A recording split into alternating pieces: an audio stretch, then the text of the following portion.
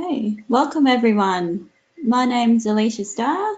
I'm Secretary of the ALIA Hunter Group, and I'm also the Electronic Services Librarian at Avondale College Library at Currumbin.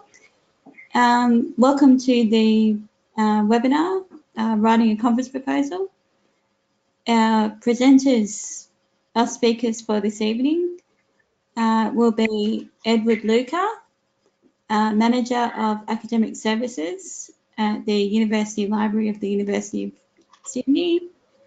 Also, we have Veronica Fitzpatrick, Library Assistant at Endeavour College, and Sally Turbitt, who you will probably know as our ALIA New South Wales State Manager.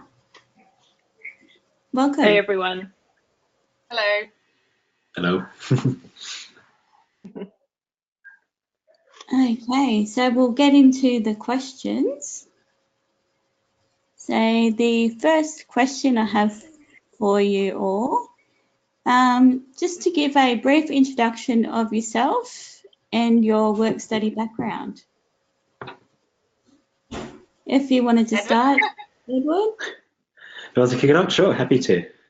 So I guess I completed my library degree back in 2014.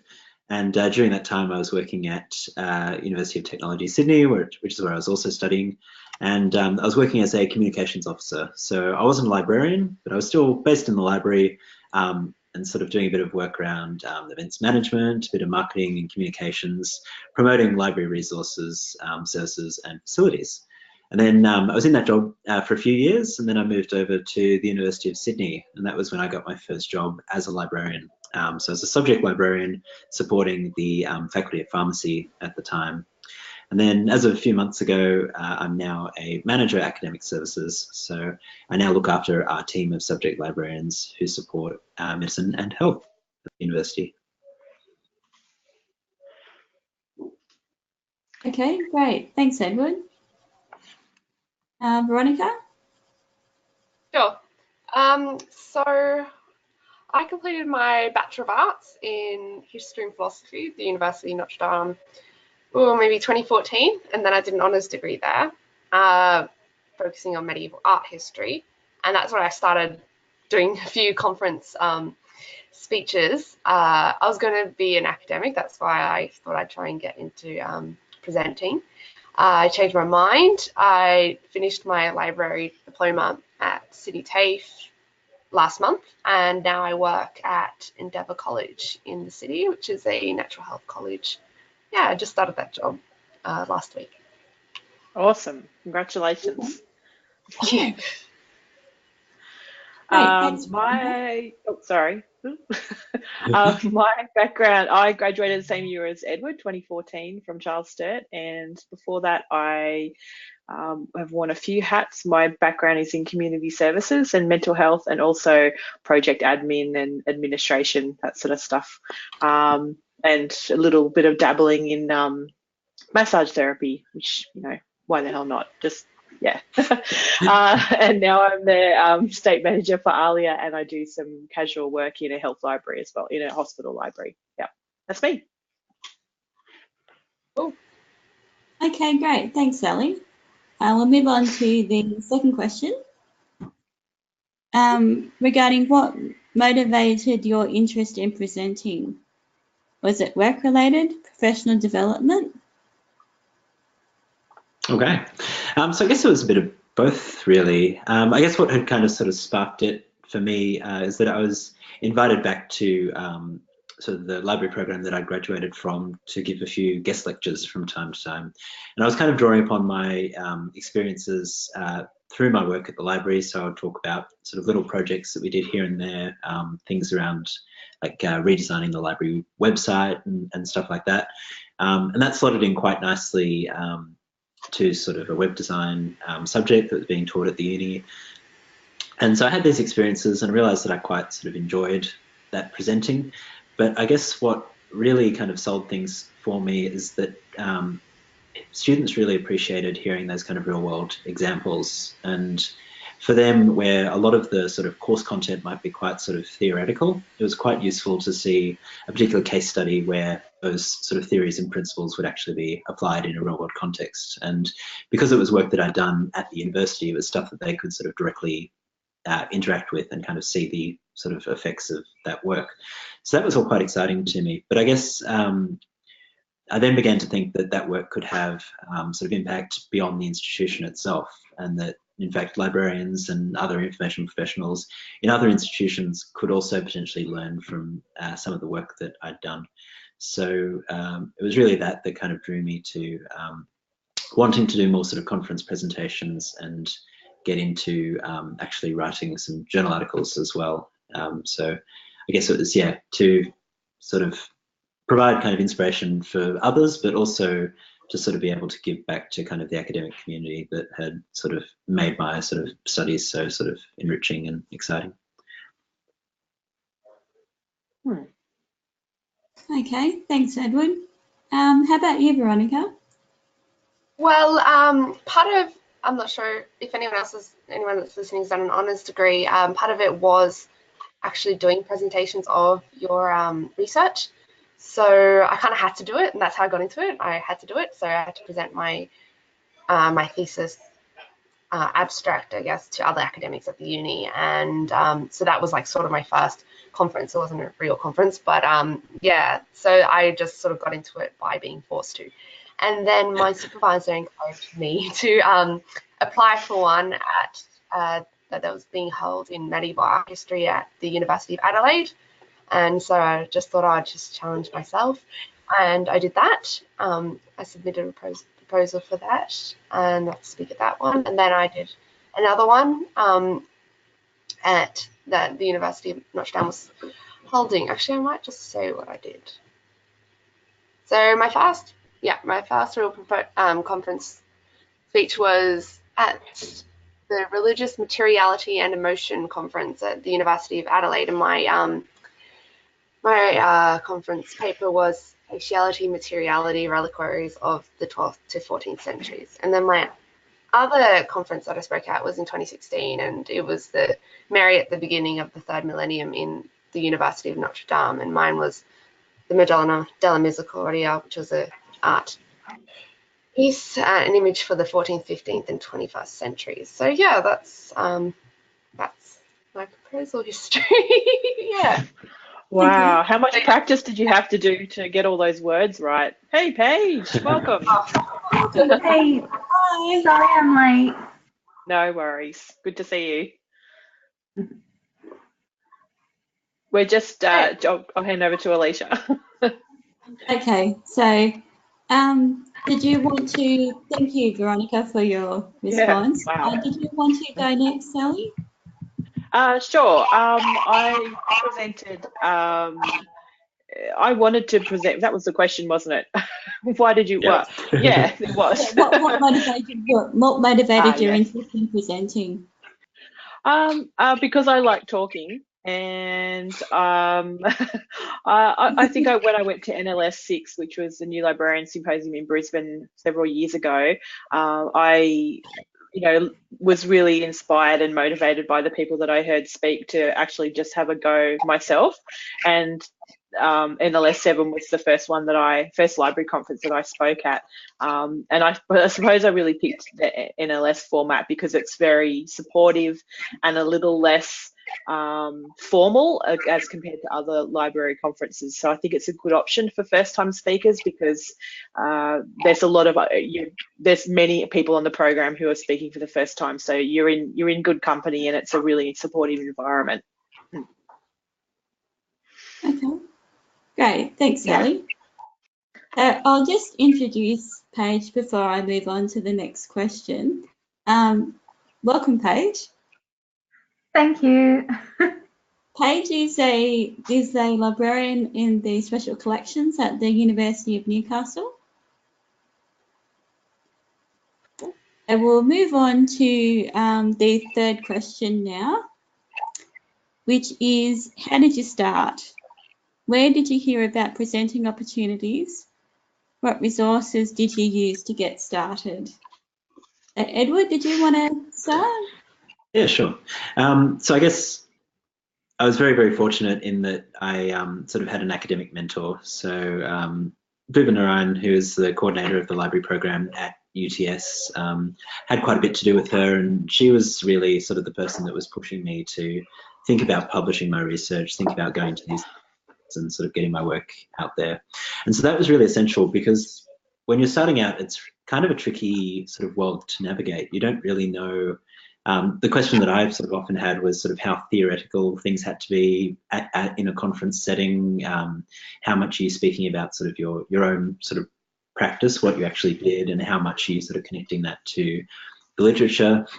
And I guess because I hadn't been to that many conferences, I hadn't really been exposed to sort of what others were kind of doing. So it was really quite hard to know where to start. And so she was quite instrumental in sort of, you know, repackaging some of the work that I'd already done, but talking me through how we might, I guess, reframe it for a conference audience. And when we get onto the tips, I think that would be something that I would sort of be emphasizing, is sort of knowing who the audience for the conference actually is and how you're going to target that particular audience. And because I've presented at sort of a number of different kinds of conferences, both academic and more practitioner focused, that's also very important when it comes to writing your abstract and submitting that as well. I've deviated from the question, which was around, what was the question? I'm so sorry, Alicia. Well, the question was, how did you start? Yes, yeah, that's right. Presenting opportunities, and what resources did you use to get started? Thank you. So for me, I guess that relationship was a sort of practitioner and researcher kind of dynamic, which is quite interesting, because if you're teaching library and information science, it doesn't mean that you work in a library. And so as a sort of library practitioner, you have your own sort of insights, your sort of lived experiences as a librarian, and that's a very valuable contribution that you can make to any kind of research project.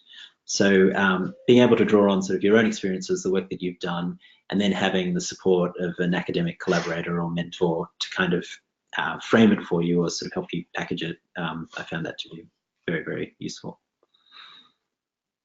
Okay. Thank you, Edward. Veronica?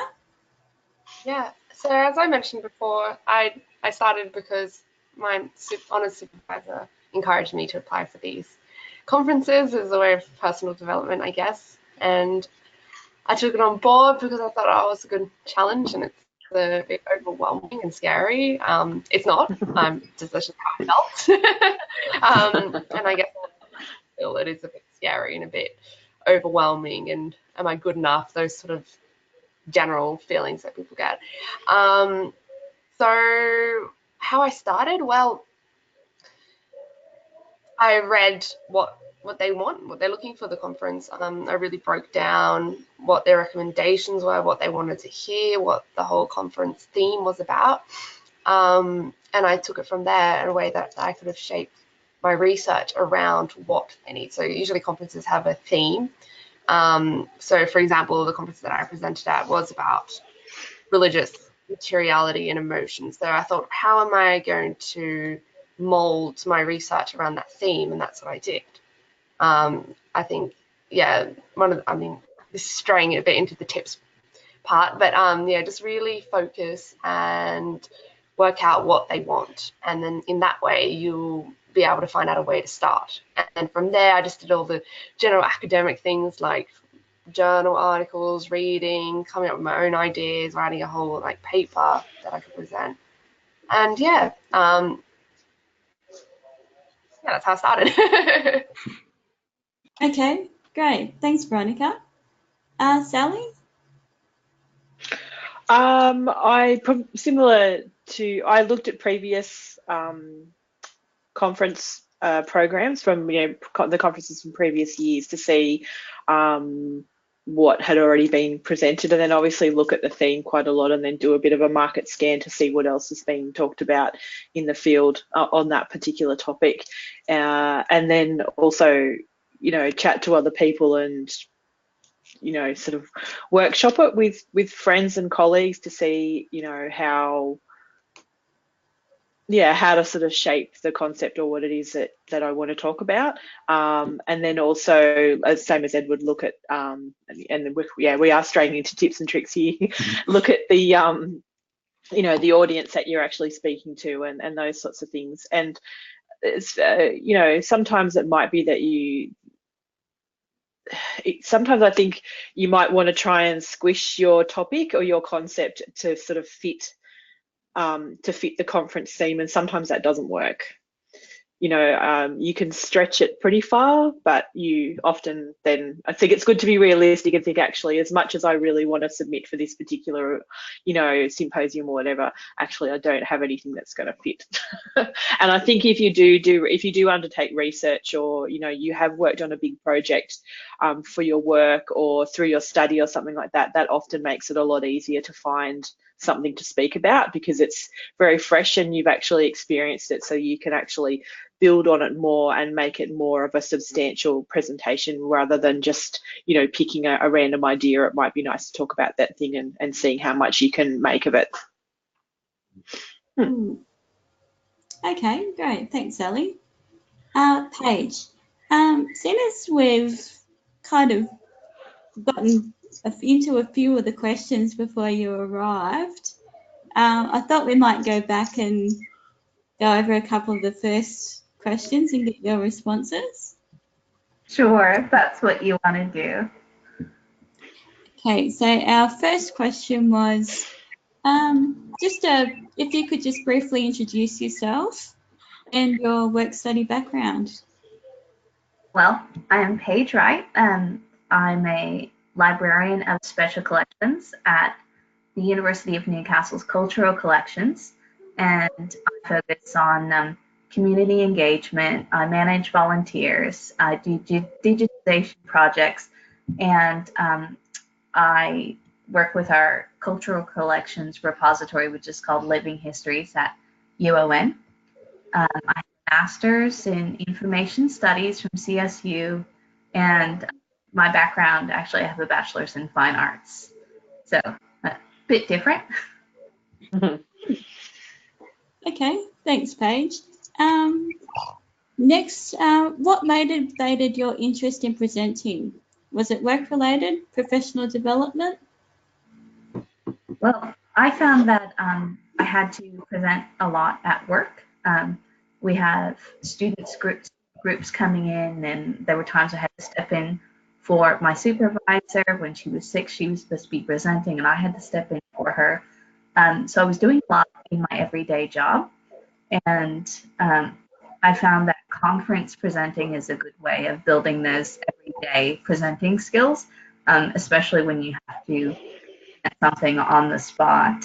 And it's been really good for my personal development as well, and making me a bit less shy, a bit more outgoing. It's really been great all around. Okay, great. And how did you start? Where did you hear about presenting opportunities? And what resources did you use to get started? Well, I just really lucked out because I was in a group of 4 people presenting, and it wasn't me who initiated. It was someone that I had worked with, and they were like, oh, hey, I'm going to put in the conference abstract, and I want you to be with me presenting. And there were 4 of us, and I was like, oh, yeah, okay, that sounds good. And they picked the conference, they wrote the abstract, and then once we got accepted, it was like, oh, I actually have to do this now. The conference was the Oral History Australia conference. And I was really lucky that we started out with such a small conference. And I was the project manager of the oral history project that we were talking about. So it was a bit vital that I had. It was something, once we got accepted, I pretty much had to do it, because if I wasn't doing it, no one else could do it. But it was really good. And because I had colleagues there standing up there with me, it wasn't too intimidating. And like Sally said, you can't really force the topic, but sometimes the topic just really suits the conference, and this was the case for this for my start. Yeah. Okay, thanks, Paige. We'll move on to the fourth question. Was your workplace supportive or provide any resources or time to prepare? Edward? Okay. So I guess I can draw on sort of two experiences, both universities, so both at UTS and at the University of Sydney. I guess sort of to start off, I guess one of the things is that you presenting at a conference has many different benefits to both the institution and yourself. And so it's important to, when you're considering a conference opportunity, to think about some of these things. And often you will need to make that sort of case to your organization as to why you should be going to do that thing. So I guess some of these advantages are, A, as sort of a professional development opportunity. It's, and at an individual level, it makes a lot of sense. But B, it also gets the work of the organisation out there, so it's a bit of a promotional tool as well.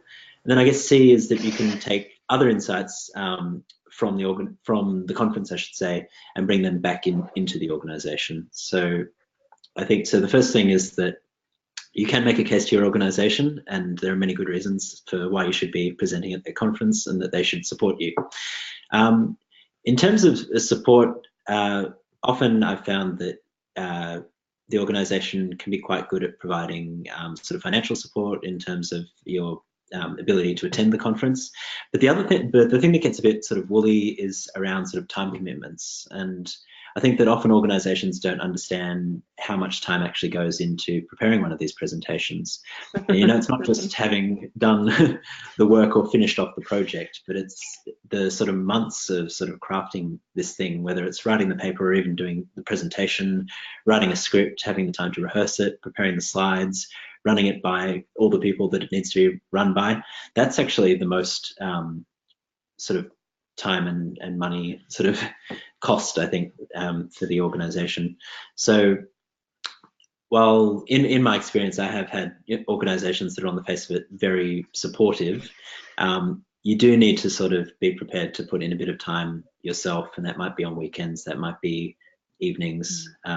So I guess I would sort of have a word of caution that you do need to be really sort of committed to it yourself and not sort of assume that the organisation is going to support you throughout that process, because it is quite an individual thing and you need to be quite good at your own sort of time management in sort of managing that. It's a project in itself, preparing that conference presentation. Mm-hmm. Okay, great. Thanks, Edward. Veronica? Don't have much to contribute to this question because I wasn't working at the time.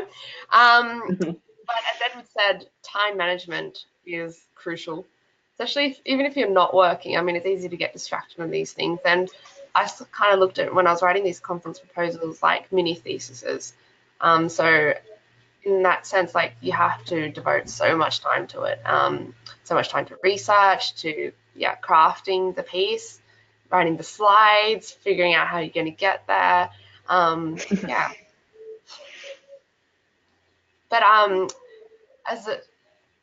for support at uni, like a lot of the academics, they were very supportive, and I can go there to draw on their experiences and how they dealt with conferences in the past. So from a student's point of view, there's a lot of help available to you. And I'm sure that would be the case in any field, like the library and information sector as well. Okay. Thanks, Veronica. Sally?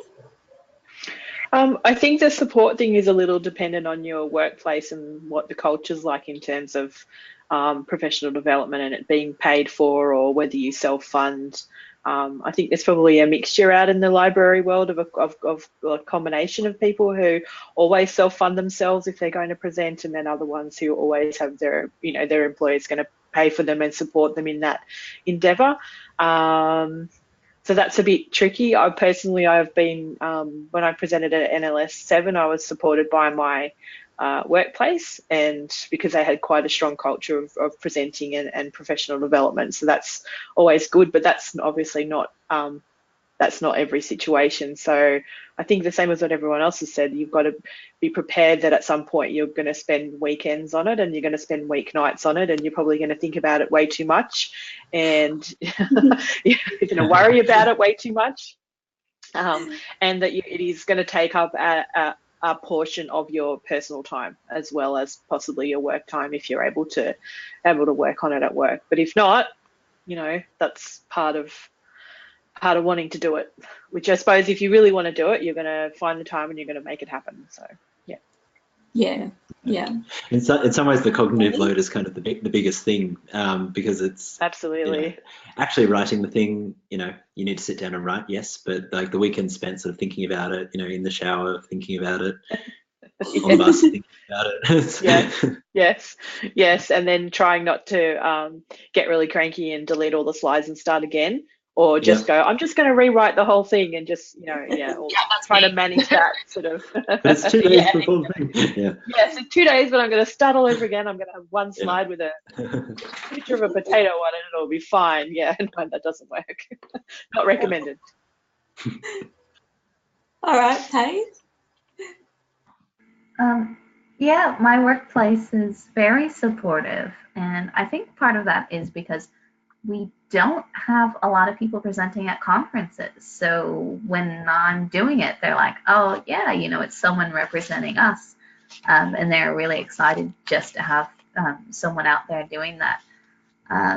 And I'm like Sally and Edward, I have to spend a lot of home time working on it as well as work time.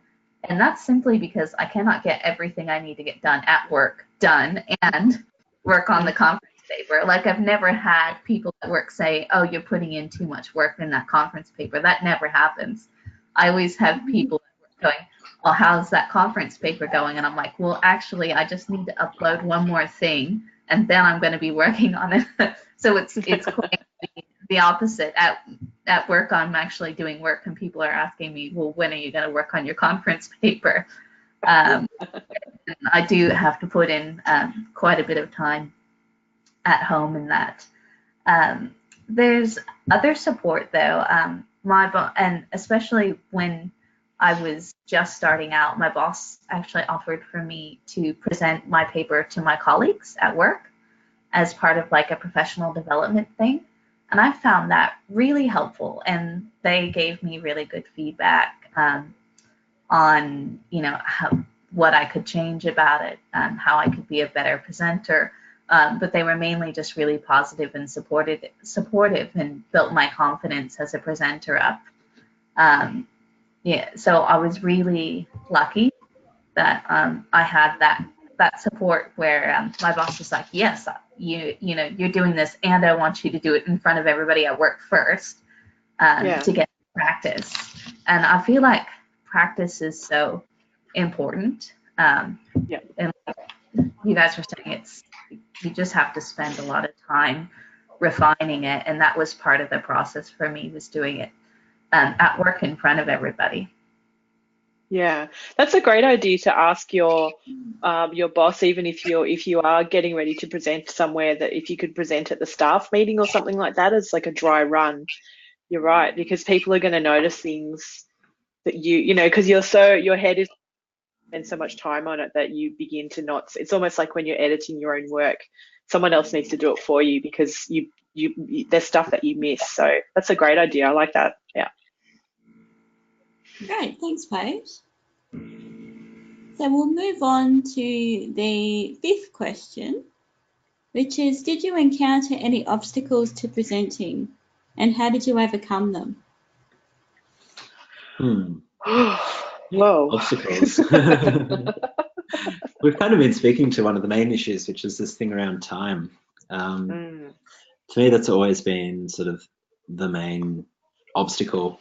I guess it's quite, when you're working on a project, I guess in conference presentations, we like to package things up very neatly and say that, we needed to do 1, 2, and 3, and we did the steps in that exact order, and there were sort of no problems along the way, and everything just kind of happened. But the real world is a lot kind of messier than that. So I think, what am I even saying with that point? Completely lost the track of what I was going to say. Anyway, so giving yourself that kind of, giving yourself structure, I think, is quite important in terms of sort of refining the presentation. And so again, I guess this comes back to practice as well. You know, being able to sort of workshop ideas with people, both maybe in your sort of local team, but also people outside that team who maybe aren't as sort of aware of sort of what's going on. Often, you know, we will use sort of language that's or terminology that's very familiar to people sort of in our sort of immediate circles at work, but when it comes to talking about those ideas to a sort of broader audience, to people sort of in the sector more generally, sometimes that doesn't always work. So I think that's another thing to sort of bear in mind, is what assumptions can you make about the audience and sort of their level of understanding, and how much sort of context or framing are you going to need to put around your work so that it actually makes sense to that broader audience. Yep. Okay, thanks, Edward. Veronica? I think my main issue was confidence, especially from an academic background. Oh my goodness. Looking at the lineup of the people that were presenting, it was daunting, like well-known people in the field. And I thought, I was just an honest graduate. Actually, I hadn't even got my marks back. And I was thinking, I'm not good enough. I shouldn't be speaking here alongside all these big names. But that doesn't matter. Just putting that out there. Don't think that. I mean, a little bit of humility is, of course, good, but don't be too scared to do it. Everyone was, especially my first one, was really nice, and I admitted, oh, you know, this is my first time doing it, I'm really nervous, and everyone was very nurturing, very saying, it's okay, you're doing really well. Yeah, I think you just need to make that leap of faith that you can do it and that you are good enough, and then what you have to say is valuable to the field. And yeah, I think that's very important, especially in an academic setting where it can be known to be a bit, I don't know, snobby or something like that. Like, yeah, it's not. Mostly people are very nice. So yeah, that's my biggest advice to everyone. Yeah. Okay, thanks, Veronica. Sally? Much the same as what Veronica said. I think initially for me it was as a new graduate, sort of getting past that mental hurdle of, oh, but I'm a new graduate, so I shouldn't have anything to say. But then thinking, oh, I do have something to say. You know, that's a bit of a mental hurdle, I think, when you're new to a profession or newly graduated, and yeah, putting yourself out there, like Veronica said, can be quite nerve-wracking, and that's why it's also good to find a good, you know, to sort of be maybe a little bit selective about the first place that you do present. Like Edward was the first place that you present conference. Was that that was a non-library, did you say, conference? Yeah, that's right. The first conference I presented at was I was presenting a signage project, and it was a conference about digital signage. So there were quite a few, like a bunch of, you know, weird people were there. You know, we had like Deloitte, they were there. I didn't know why they were there. We had some people from universities talking about kind of cool things they did. And it was all quite sort of digital technology rich kind of stuff. And I was talking about these physical printed signs that I'd done. But it actually had sort of relevance for these people because it wasn't really about the signs themselves that I'd produced, but it was more about sort of the methodology and the sort of underlying sort of user research behind that process. And that was what was valuable, and that was why they wanted me to present in the first place. Yeah, so maybe, you know, think hard about if you're sort of stepping out into that very first presentation, about, you know, be selective about where you put yourself out there, because that might make it a little bit easier, I think, rather than just throwing, you know, I don't know how anyone would go being a first-time presenter at ALIA in America with, you know, 25,000 delegates. That's probably a little bit rough. Maybe not, I don't know. So yeah, I think confidence is a hurdle. Yeah, that might be a bit scary, Sally. Yeah. Well, now that I'm thinking about it, I'm like, oh no. Yeah. Actually, what's scarier? Is it 100 people in a room and you can't really concentrate on anyone's faces, or is it 20 people and they're all looking really intently at you? I'm not sure. Yes, that's true. Yes, look at the back of the room or something like that. Yeah, Pretending exactly. we're Above not there. people's, Yep. Yeah. Yeah, I have that same problem. With me, I love to talk about what I do, and I think what I do is really interesting. So I like talking to people about it, but I feel like I'm not a natural public speaker, and I get really nervous and flustered out and in front of people. And different situations affect me differently. And you were talking about being out in front of 100 people and not being able to see them, and that. And I found I'm more comfortable with a co-presenter. So that was a big shock the first time for me. I was supposed to have a co-presenter and they couldn't present with me. So I was presenting by myself.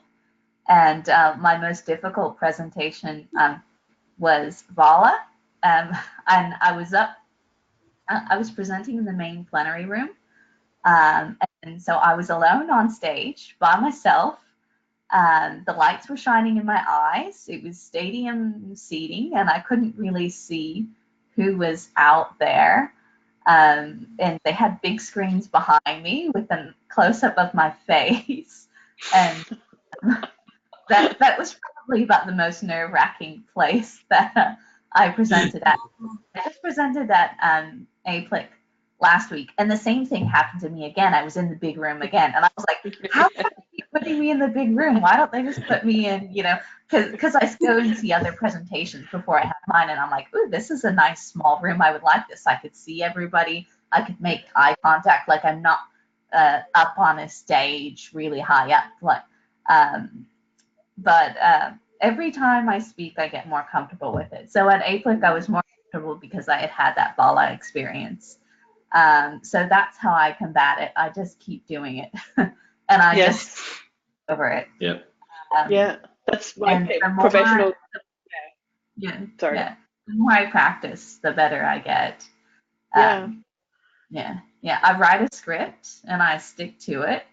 And I do the occasional ad-libbing, but that's what works for me.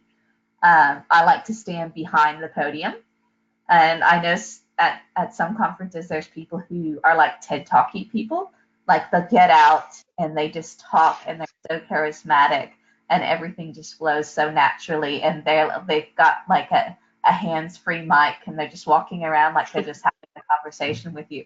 I'm not that sort of presenter. But I'm hoping that one day I can be. Fantastic. Yeah. Thanks, Paige. I think it takes you a while to figure out what you're comfortable with and what your sort of style is. And I think the thing with those, big name keynote speakers is that that's what a lot of them do professionally. So, that's what they're paid to do. They're paid to practice it sort of ad nauseum and really nail that TED Talk moving around scenario. And I presented at Leanza last year with a co-presenter, and she got the headset, and I didn't have I didn't have anything to clip the headset onto, so I got the microphone, which was terrible because I like to walk around, but then I had to remember to hold the it was too many things going on at the same time. So yeah, it takes a while, I think, to figure out what your preferred style is to present. Yeah. Yeah, and it really is a practice thing as well. I mean, there are only that many times in a year where you're actually in front of a room full of people in quite a formal setting, actually having to do this. So sort of each time you do this, you get a bit more adventurous. Like, okay, this time I'm going to pick up the pen, or this time I might have a little wander around the stage, or I'm going to gesticulate a bit more this time around. I feel like each time I'm sort of, expanding my repertoire of presentation things. Okay. Thanks. And the last question I have to ask this evening of you guys, what would your advice be for a first-time presenter? Okay, I actually wrote down some dot points for this, so I shall go through them. So my first point was that, and I don't mean to sort of stereotype or generalize, but I would say that many librarians are quite sort of detail-oriented people. And I think you need a very different attitude when you're doing a presentation. And even though sort of you understand a project intimately and you know all the fine details and you want to tell everybody absolutely all the specifics of how you did something, this often doesn't really work in sort of a presentation kind of setting. So I think you need to kind of shift that mindset a little bit and think about sort of what are the key sort of take-home messages. If I had sort of 3 main points for this presentation that I want people to sort of go home knowing, what are those points?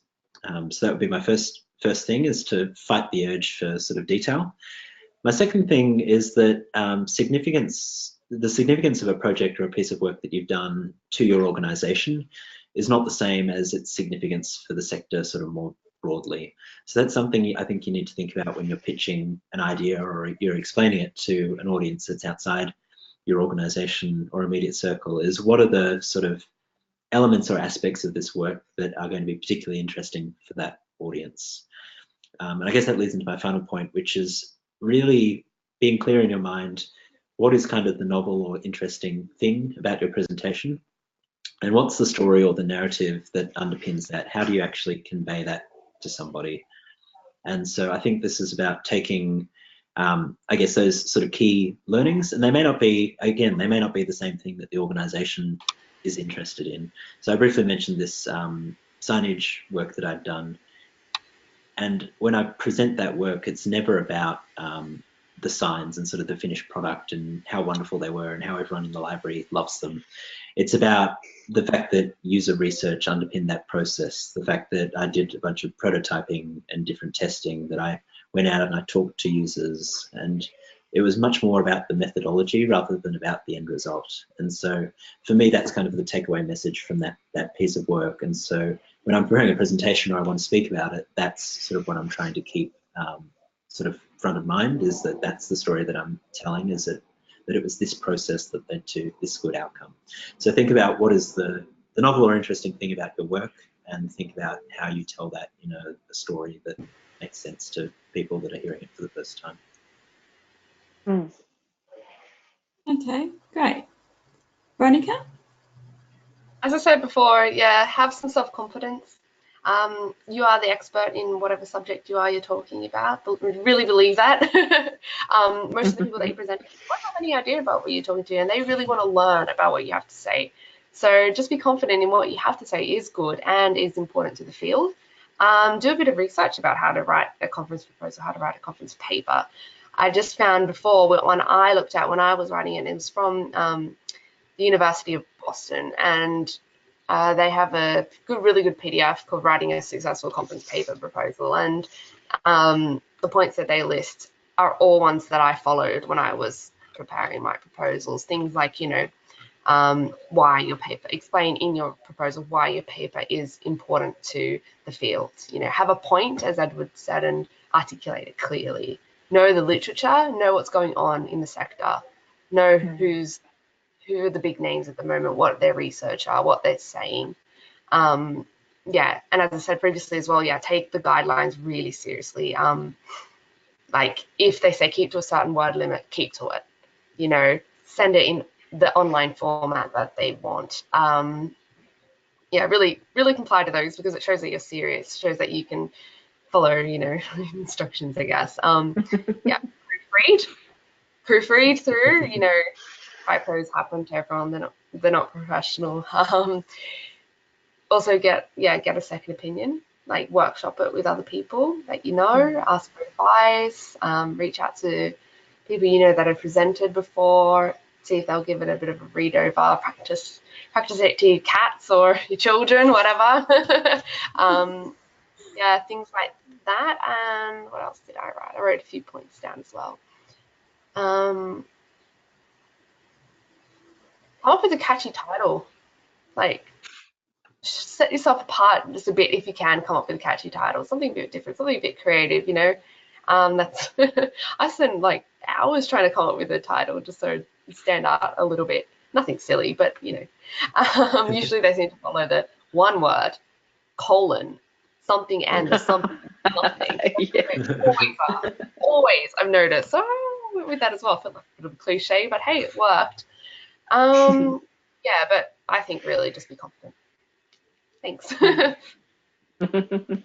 Thanks, Veronica. Sally? What have I have got written down, practice until you've almost memorized the entire thing.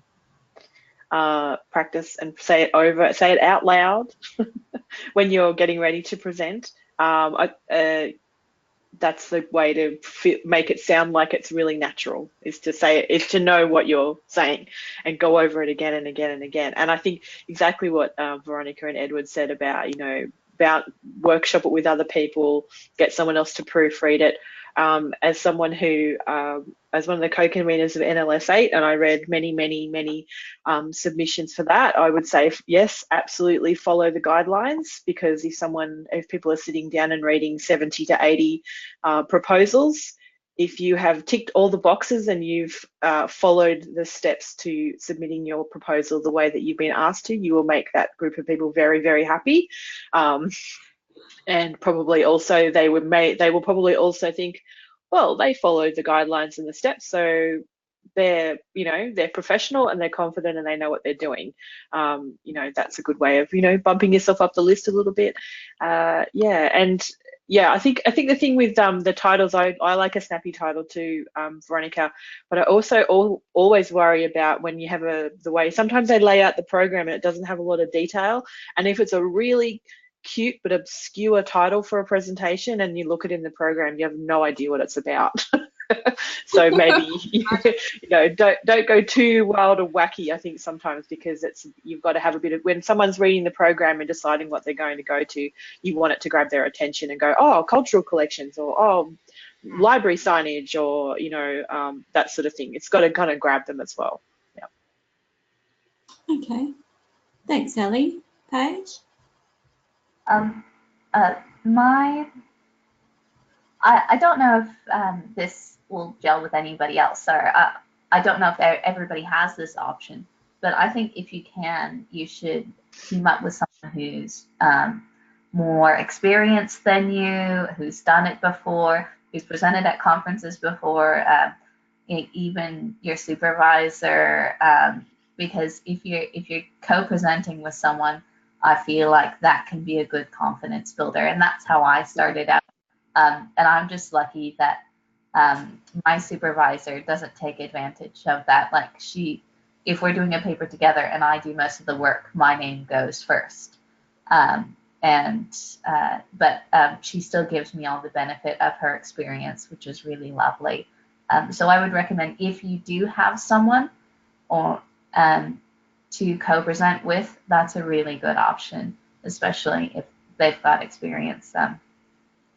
Like Sally was saying earlier, don't pick a big conference for your first conference, or don't get discouraged because you've written an abstract for ALIA National and it didn't get accepted. Like, start out really small. Like, start out as small as you can manage, and then work your way up to presenting at ALIA National. And don't get discouraged by rejection. I've gotten heaps and heaps of rejection, but I've spoken, I think, 6 times at conferences in the past 2 years. So I've had a lot of successes as well. But I did get rejected quite a few times until I figured out how to properly write an abstract. So, as Veronica said, that's very important. And you, I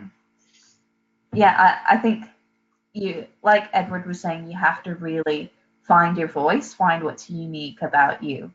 Because I think a lot of people tell me, oh, I wrote an abstract for this conference and I got rejected. And they tell me what they were writing about, and it was what everybody else told me they were writing about and got rejected. So obviously it was too much what everybody else was saying. And it wasn't unique enough. It wasn't novel enough to kind of stand out from the crowd. So I think that's really important as well. That goes back to what Veronica was saying about know what's being talked about in the field. Look at the papers and look at the research and be aware of it. If it's something that's got a lot of coverage, then possibly it's not the right topic. Yeah, definitely. That's why I think I've only presented twice, but both times I put in an abstract, I got accepted because what I was doing was a bit left of field and a bit interesting, a bit macabre. What I was doing, so everyone's like, "Ooh, that's interesting. Let's give her a go." Yeah, and that it definitely pays off. Yeah. We need more macabre at library conferences. Absolutely. When are you going to present? Library. Fantastic. I'll be there for that. Yep. Yeah, I think I have a bit of an advantage in that because not everybody really talks about cultural collections. So I think it's something that's unique at a conference. Like they're always looking for someone to represent that archive special collections kind of glam thing. And what I do is really in that, and glam is so hip right now. The converging of museums and archives and libraries and galleries is so in. So it helps if you work in an area that it is and people are wanting to know more about. But even that, I think another tip is just because it's not something you do just because you do something every day doesn't mean you have to write about it.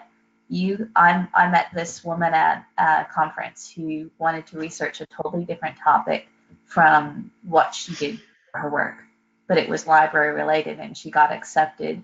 She did the research and she presented on it. So just because you don't do it every day, if it's something that you're interested in and you think some other people will be interested in, you can still research it and present your findings. That's a great tip for students. People who are still studying. Yeah, you don't need to be working to actually talk about it. Yeah.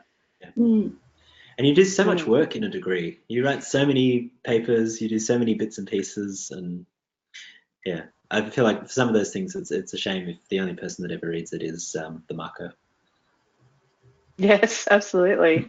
Yeah.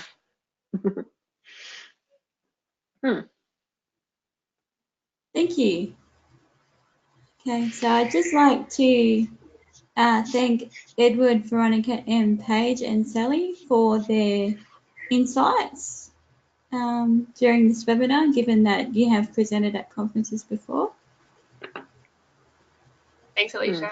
And thanks. And if any of our attendees have got any questions, if you want to pop it in the question box and we can answer them for you. Don't be shy. We won't say your names or anything like that. So while we just wait and see if any other questions come in, what's something that everyone does to sort of get over those, has everyone had the pre-presentation nerves, and what do you do to sort of overcome them and actually get you up on that podium, in the stadium for Paige with the lights in her face and all that sort of stuff? I know this sounds funny, but being in the presenter room really calms me. Like, I don't know if you've been to conferences where they have a separate room for presenters that's like a preparation room, and just like having been in there makes me calm. And I'll always talk to the AV people and the tech people ahead of time. I'll try to get into the room ahead of time and see what my slides look like up on the big screen. Like sometimes they'll let you do it over the lunch break if you're presenting in the afternoon, or if you get there in the morning before everybody else gets there, you can do it. So I think I find that really calming, because things are going to go good for you because you've kind of given yourself a little bit of a road test. Mm-hmm. Yeah, I would reiterate that. I think seeing the space is really important. So make sure you sort of scope it out beforehand. And then something that I do, which might be a bit weird, is I don't actually look at any of the materials on the day. Because in the past, I've sort of psyched myself out by thinking, oh, I don't know this well enough. And on the day, I'm trying to cram in more sort of content, or desperately trying to remember this one thing. I find that sort of that stresses me out more than just sort of letting it sit. So night before, I'll have a look through everything, make sure I'm happy, and then I put it to bed, and then I don't touch it until I actually get up on the podium. Wow, that's impressive. This Self-control. is too much.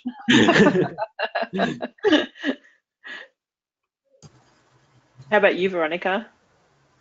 I just reassure myself, if you mess up, if you get flustered, nobody cares. They're not there to judge you. They're there to listen to what everyone has to say and to share ideas. So, yeah, don't worry too much about like stumbling over your words. I know I do that. How you look, how you pace through the paper. It doesn't matter. It doesn't. Yeah. Yes. Yeah, I don't wear any dangly jewelry.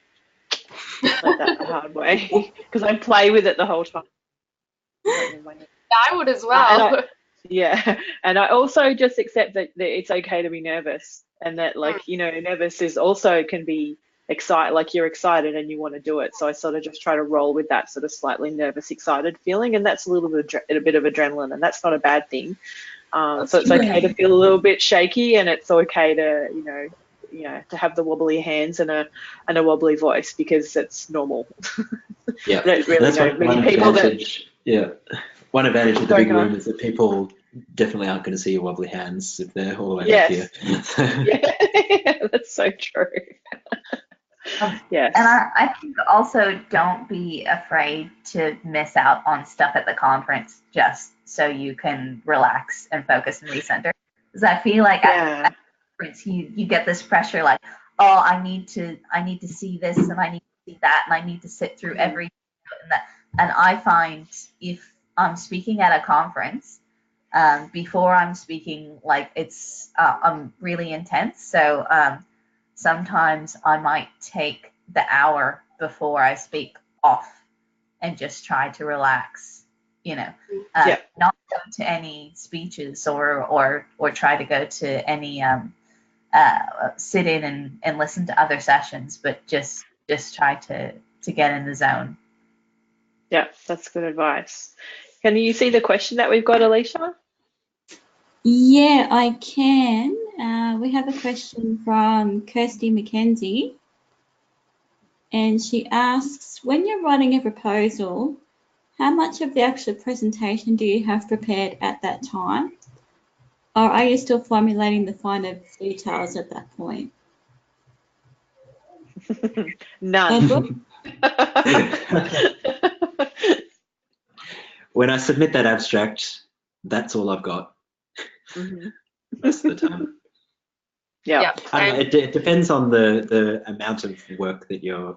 I guess it's this discussion of sort of research-based papers versus paper-based kind of research, and I definitely err on the side of paper-based research, which is that there's an opportunity, I need to write a thing, and the project will sort itself out along the way. So I wouldn't be put off by feeling like you don't have enough materials together, because the proposal itself is kind of it's a bit of a promise to yourself as well in what you're actually going to deliver. So if you say you're going to deliver something very exciting, you better make sure that you follow up. But it's a good motivator as well. Yes. And also, I would always be going back to your original abstract and what you submitted, because it's very easy once you start to actually formulate your presentation and you're taking a deeper dive into that topic to get sidetracked or slightly diverge from what you started from. And I think it's really important to keep on looking back at that original abstract and saying exactly what you said, Edward. This is what I said I was going to present on. No matter no matter how many other exciting things you've discovered along the way. Exactly. The paper that you've presented, needs to match up with what you're actually going to go and talk about.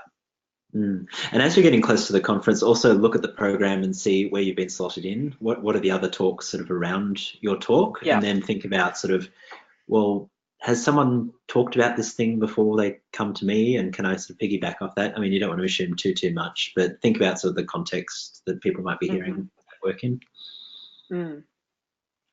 So many times I've submitted an abstract, and then I've gotten an email saying the abstract is accepted, and then I told my boss, oh, our abstract has been accepted, and it's like, oh, well, I guess we have to do that now.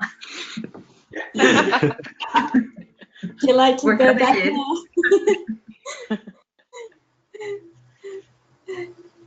And I suppose that's a good thing to be clear on, you know, be comfortable with your witty title for your abstract as well.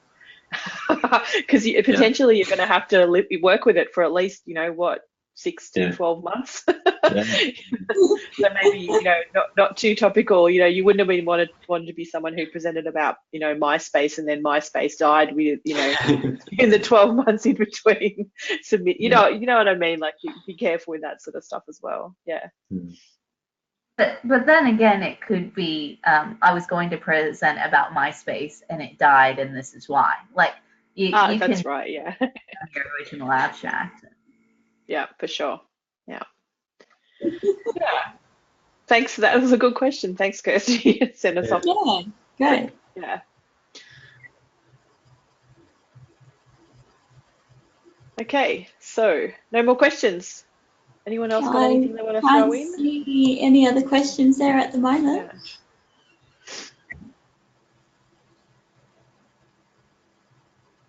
Well, I'm just going to throw in that look for the opportunities, find one that suits you and you feel like you can do. Even maybe you feel like you can do just a little bit. You don't have to feel 100% okay with it, and just have a go and submit and just put that proposal together, because it's the same as applying for jobs. You know, you've got it, and it's just the same as work. It requires practice, and your first one's not going to be fantastic or perfect, but you've just got to keep on writing those proposals and get better at them each time. You know, you've just got to keep trying. Yeah, and join mailing lists, follow the organisations on Facebook or Instagram or Twitter, just so you keep up to date with everything, all the events that are happening. And then that's a good point. In. Yeah. Did you get that question, Alicia? Yeah. Yeah, I can see we've got another question here from Teresa Senjaja, and she asks, hi, I'm wondering if the topic has to be in line to the institution the presenter work at, or could it be different? This is because most conference would ask history of the presenter's work, etc. I also wonder if there's any mentorship to the new entry to the conference. Does anyone want to jump in?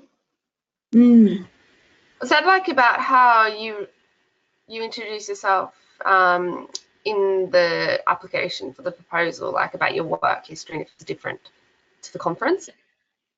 Yeah, I think that's what Teresa's yeah. getting at.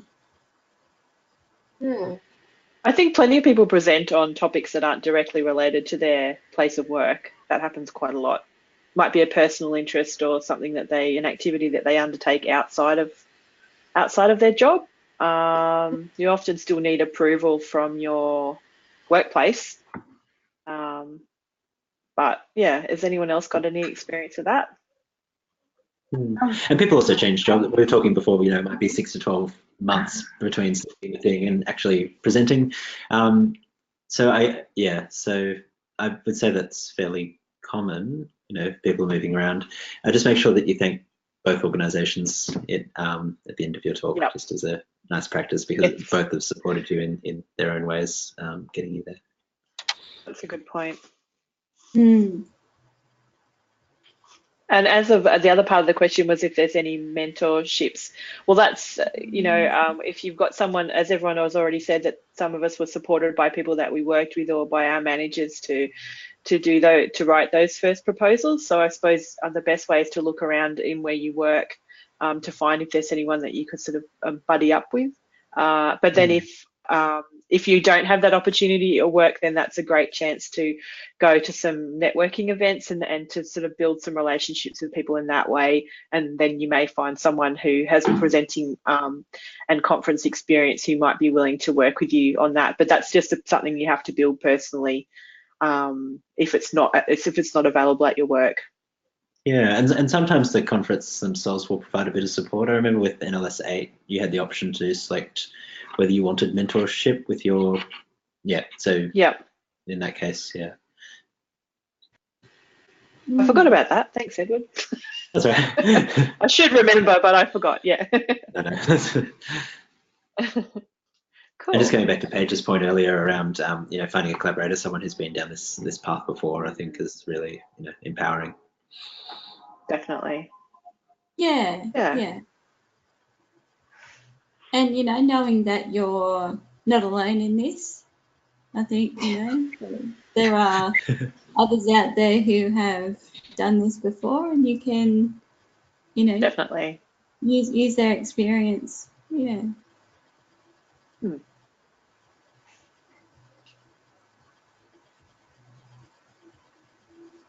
Cool. Well, Ready thank to wrap it you up? so much. Yeah. Thank you. I think that's. I can't see any that was a other good chat. questions there. So No. Thank you. Yeah. thank Thanks you so everyone. much for presenting. Oh, anytime. Good. Okay.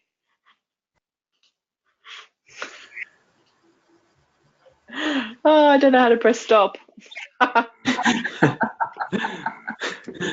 me too, Sally. I'm looking frantically. Oh dear.